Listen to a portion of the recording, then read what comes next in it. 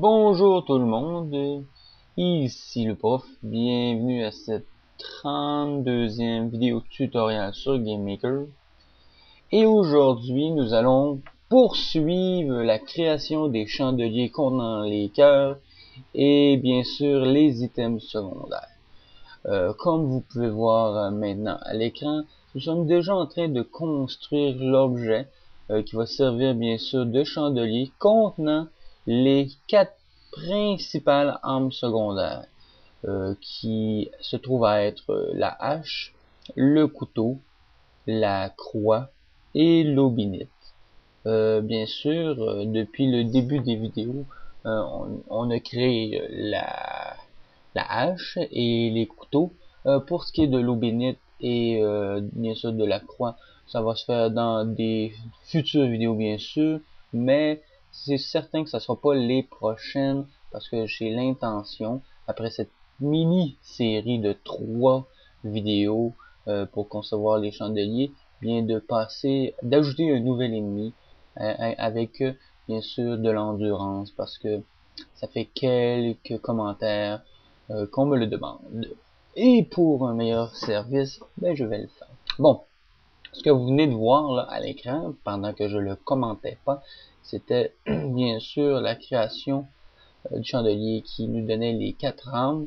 Et j'utilisais bien sûr la fonction du dé qui faisait en sorte que une chance sur 4 de pogner soit la hache, soit le couteau, soit la croix.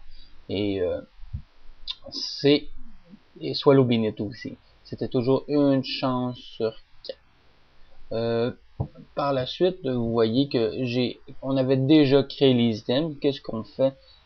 Ces items-là, c'est pas les items qui vont servir d'armes en tant que tel qu'on va projeter, mais plutôt qui va servir à item d'armes, d'objets qui va faire en sorte qu'on va pouvoir collecter l'arme. C'est que ce qu'on fait, c'est que dans les 4 armes, on met un effet de gravité, excusez, et après ça, on ajoute aussi un événement de collision avec le sol pour que quand on détruit, on donne un coup de fouet sur le chandelier, ben celui-ci se transforme en un objet qui va être une des 4 armes. Comme vous voyez à l'instant, on avait les dés et c'est une transformation d'objet. On transforme le chandelier en un objet d'arme.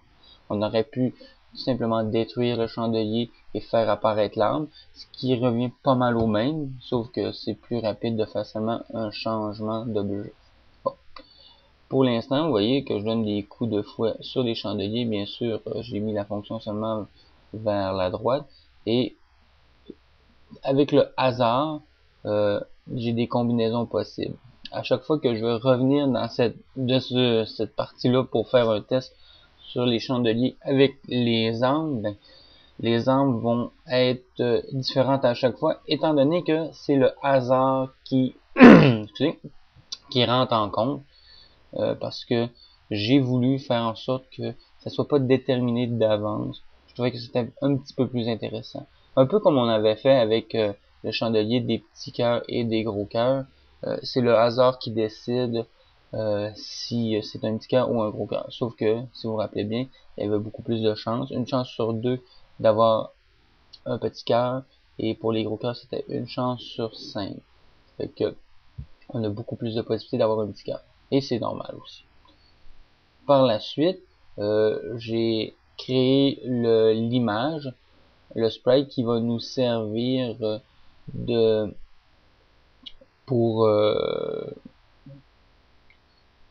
pour créer bien sûr les dessins. Cette image-ci que vous allez voir, c'est pas compliqué. J'ai fait simplement reproduire de manière simple l'icône qu'on voit quand on veut faire on utilise la fonction dessin, draw. Simplement un petit carré rouge, un cercle vert et un triangle bleu. Et c'est un sprite que je vais réutiliser souvent, qui va indiquer que c'est simplement des images qui n'ont pas de fonction en tant que telle, mais qui est censé représenter un objet, qui est censé dessiner un objet plutôt. Parce que le sprite que j'utilise, on le verra pas en tant que tel, lui. C'est plus l'événement qui va faire apparaître un objet. Très important de bien comprendre le concept, parce que le petit carré que j'ai fait avec rouge, avec le cercle vert et le triangle bleu, c'est pas ça qu'on va voir dans la roue. Même si je mets le sprite dans la room, c'est pas ça qui va apparaître, parce que c'est la fonction de dessiner la hache, comme en ce moment, qui va être fonctionnelle. Parce que ce que je veux, à fin de compte, c'est quand je vais toucher l'objet de la hache, la hache apparaisse dans le coin en haut à droite pour indiquer que Simon Belmont, en ce moment, possède la hache comme arme secondaire. Okay? Toujours important d'utiliser les fonctions des view, viewXView plus le nombre de pixels qu'on veut, et le viewYView pour aussi plus le nombre de pixels qu'on veut, où ce qu'il soit placé. Ça, c'est des tests qu'il faut faire. Bon, par la suite, c'est important, quand on a créé la collision initiale avec l'âge, mais de faire en sorte que puis ça peut être petite erreur ici, on veut pas que ça change l'instant pour un autre, on veut simplement qu'on détruit celui-ci et qu'on fasse apparaître l'objet. Parce que là, vous voyez, premièrement, il y a une erreur, parce que quand on dit de faire le changer, on fait self, mais c'était pas le but. On veut faire apparaître le sprite, simplement.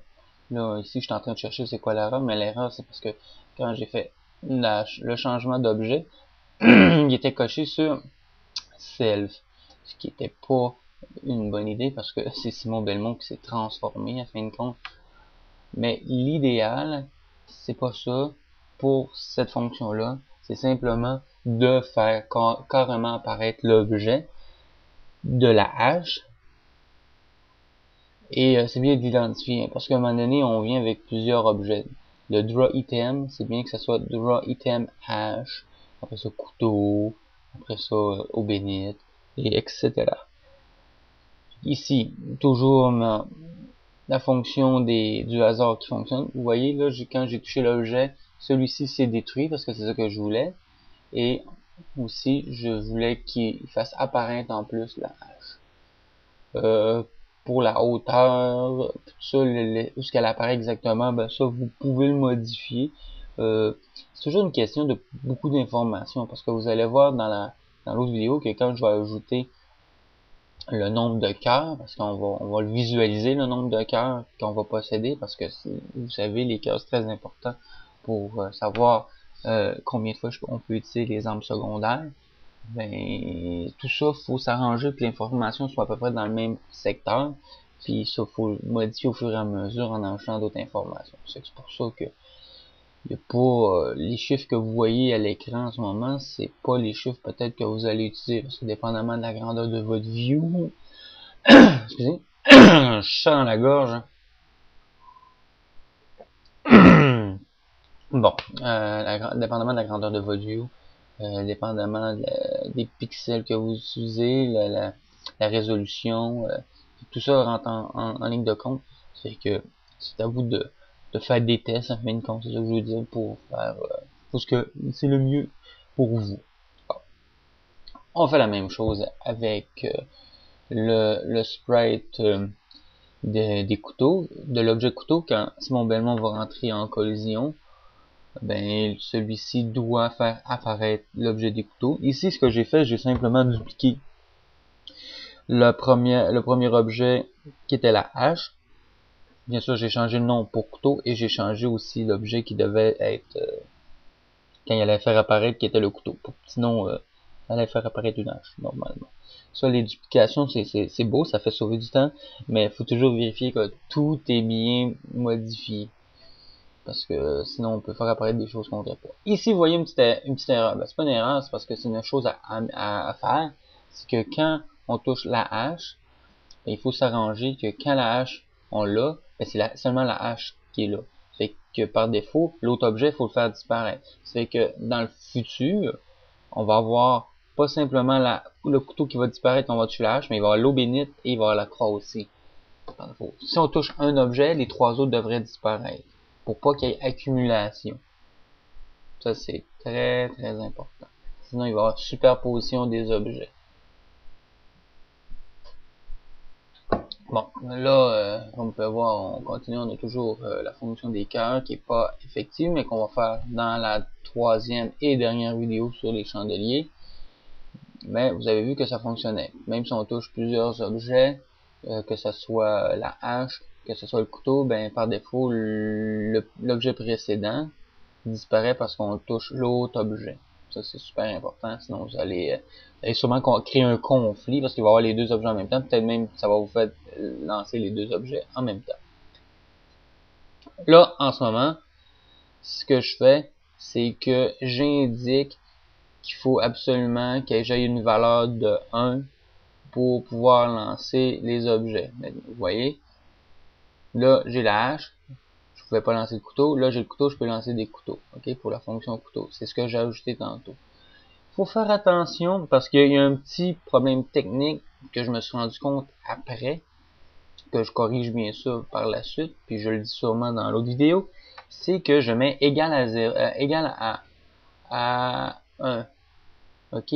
Mais quand, étant donné que j'ai plusieurs chandeliers, et ça m'arrive d'en toucher deux, admettons deux couteaux, ben il est plus égal à 1. Fait que qu'est-ce que je vous conseille, c'est de mettre est plus grand que 0.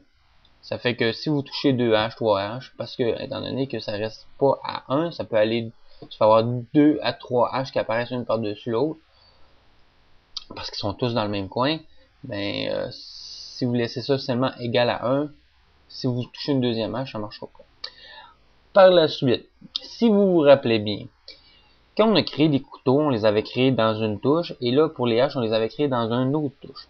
Le but, bien sûr, depuis le début des Castlevania, c'est toujours la même touche qui fait en sorte que c'est soit l'arme, l'arme secondaire, c'est la même touche. On n'a pas besoin de 4 touches pour les 4 armes secondaires. Si vous comprenez, j'ai pas besoin de la touche C pour les couteaux, j'ai pas besoin de la touche G pour la hache, j'ai pas besoin de la touche F pour l'eau bénite, vous comprenez? Ben, à partir du moment que ça c'est réglé, j'ai simplement à tout couper, puis à coller dans la même touche, sauf qu'il faut ajouter la fonction qu'on a mis tantôt, que c'est bien sûr il faut avoir en sa possession le couteau ou la hache pour faire fonctionner le reste des fonctions des événements, des actions. Ok, si vous regardez bien la vidéo, vous allez comprendre, parce que là je l'explique, mais la partie qui l'explique est déjà passée. Ça, c'est très important pour que l'arme secondaire puisse être utilisée seulement dans une touche. Sauf que quand on décide d'ajouter une nouvelle larme, ce que je vous conseille, c'est de l'appliquer dans une autre touche pour pas affecter la touche qui marche bien. Et quand tout va bien, après ça, on peut se permettre de simplement la transférer dans la touche qui fait office de arme secondaire officielle. Ça fait que moi, je vous dis, je conseille de tout enregistrer ça, parce que pour l'instant, c'est tout. Et bien, le prof vous dit bonne continuation. N'oubliez pas de vous abonner, hein, c'est gratuit. Vous pouvez toujours aller sur mon site www.secondaire.com ou m'écrire à mon adresse courriel. Et le professeur vous dit à la prochaine vidéo.